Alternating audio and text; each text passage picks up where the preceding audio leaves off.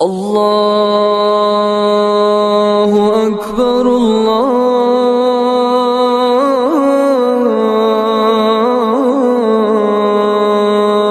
اکبر۔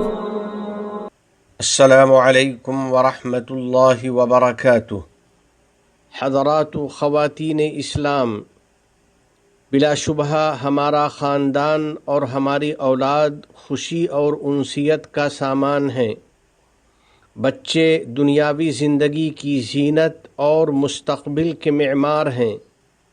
ہمارے بیٹے بیٹیاں اور پوتے پوتیاں عظیم نعمت ہیں، چنانچہ خدائے عز و جل کا ارشاد ہے: واللہ جعل لکم من انفسکم ازواجا وجعل لکم من ازواجکم بنین وحفدہ، اور اللہ تعالیٰ نے تمہیں میں سے تمہارے لیے بیویاں بنائیں اور پھر ان بیویوں سے تمہارے لیے بیٹے اور پوتے پیدا کیے۔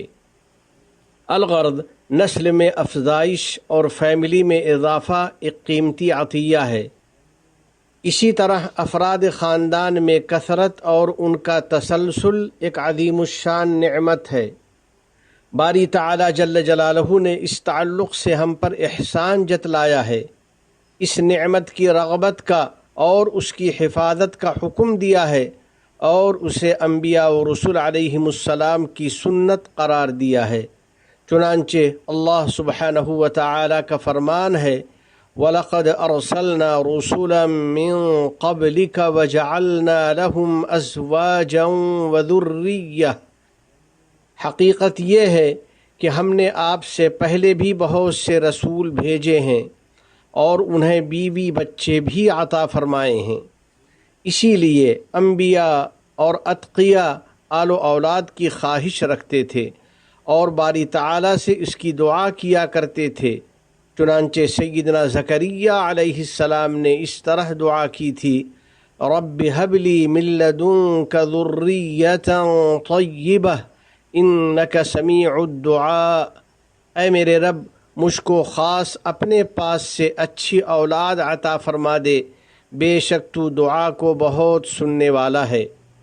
آل و اولاد کی تمنا کرنے والو، نبی رحمت للعالمین صلی اللہ علیہ وسلم کو اپنی امت کی زیادتی بہت زیادہ محبوب ہے۔ اسی لیے آپ صلی اللہ علیہ وسلم نے لوگوں کو کثرت اولاد کی اس طرح ترغیب دی ہے: تزوجوا الودود الولود فإنی مکاثر بکم الامم۔ ایسی عورتوں سے شادی کرو جو بہت محبت کرنے والی اور خوب بچے جننے والی ہوں، کیونکہ میں تمہاری کثرت کے باعث دیگر امتوں پر فخر کرنے والا ہوں۔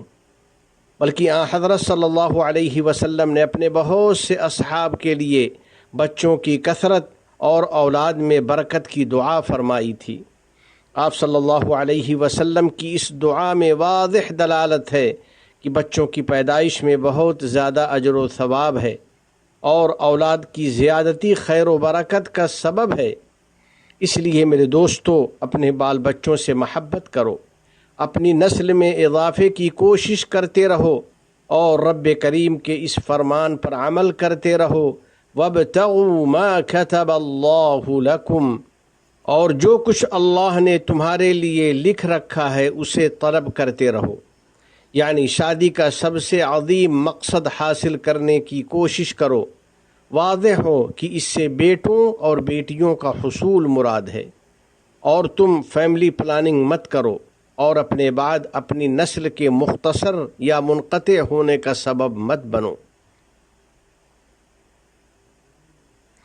میرے ایمانی بھائیوں، عزیز دوستو، بچے پیدا کرنے سے بے رغبتی ایک ناپسندیدہ عمل ہے۔ یہ تولیدی صلاحیت اور صحت کے لیے انتہائی خطرناک ہے۔ اس سے فیملی کے انتہائی مختصر ہونے اور آبادی کے کم ہونے کا اندیشہ ہے۔ اس طرح فیملی معاشرے کی ترقی اور وطن کی خدمت میں اپنا کردار ادا کرنے سے قاصر رہ جاتی ہے۔ فیملی پلاننگ غیروں کا طریقہ ہے۔ ہمارے آباء و اجداد اس عادت سے پاک تھے۔ بلا شبہ بچے آدمی کی قوت و طاقت ہوتے ہیں، اور وطن کی شان و شوکت کا ذریعہ ہوتے ہیں۔ امارات کی ہوش مند قیادت کثرت آبادی کی خواہش مند ہے۔ وہ معاشرے کے افراد کو بچے پیدا کرنے کی ترغیب دیتی رہتی ہے اور ان کے لیے افزائش نسل کے تمام اسباب فراہم کرتی ہے۔ ان سب کے باوجود بعض لوگوں کا یہ حال ہے کہ وہ آل و اولاد میں زیادتی نہیں چاہتے۔ کیا ان کو فقر و فاقے کا ڈر ہے یا بچوں کی ضرورت پوری نہ کر پانے کا اندیشہ ہے؟ یہ تصور درست نہیں، کیونکہ باری تعالی رزاق ہے۔ اس نے آنے والے بچوں کی اور ہم سب کی روزی اپنے ذمہ کرم پر لے رکھی ہے۔ اس کا فرمان ہے نحن نرزقہم وإیاکم، ہم انہیں بھی روزی دیں گے اور تمہیں بھی۔ یہ ایک حقیقت ہے کہ کوئی بچہ کسی کی روزی میں کمی کا سبب نہیں بنتا، بلکہ جو بھی دنیا میں آتا ہے وہ اپنی روزی لے کر آتا ہے۔ بہت سی فیملی میں کسی ایک بچے کی برکت سے روزی میں وسعت ہو جاتی ہے۔ کئی بچوں تک ان کے یہاں غربت ہوتی ہے، پھر ایک بچہ پیدا ہوتا ہے، اس کے بعد اللہ تعالیٰ ان پر کشادگی کر دیتا ہے۔ بعض لوگ آخر کیوں بچے نہیں چاہتے؟ کیا ان کو بچوں کی پرورش میں زحمت معلوم ہوتی ہے، یا وہ تعلیم و تربیت کے بوجھ اور اخراجات سے ڈرتے ہیں؟ آخر یہ کیسی سوچ ہے؟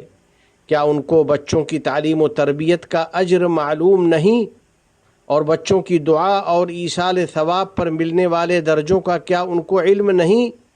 نبی کریم صلی اللہ علیہ وسلم کا ارشاد ہے ان الرجل لترفع درجته في الجنة فيقول أن هذا فيقال باستغفار ولدك لك، جنت میں آدمی کو اعلیٰ درجات حاصل ہوں گے تو وہ دریافت کرے گا کہ یہ درجات مجھ کو کس طرح حاصل ہو گئے، تو اس کو بتایا جائے گا کہ تمہاری اولاد کے تمہارے لیے استغفار کرنے کی وجہ سے یہ درجات حاصل ہوئے ہیں۔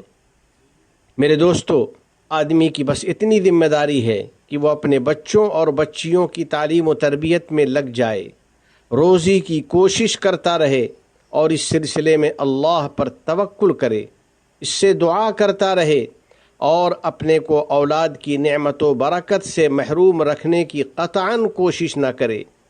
یقیناً آل و اولاد کی بدولت آدمی کو دنیا کی راحت اور آخرت کی کامیابی ملتی ہے۔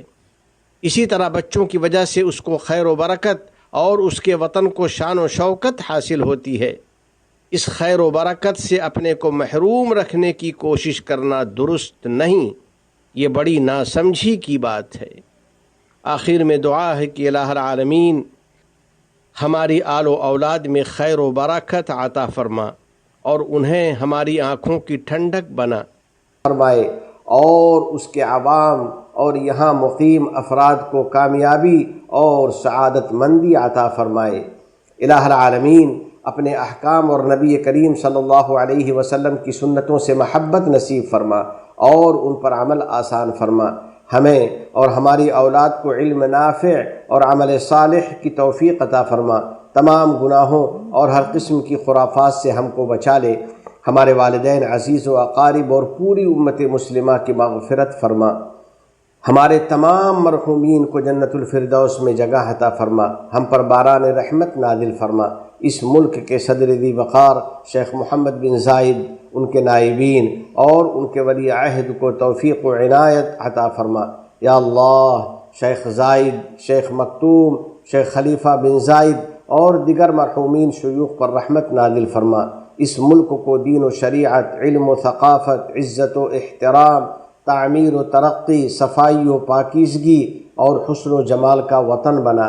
متحدہ عرب امارات اور عالم اسلام سمیت پوری دنیا کو امن و امان کا گہوارہ بنا۔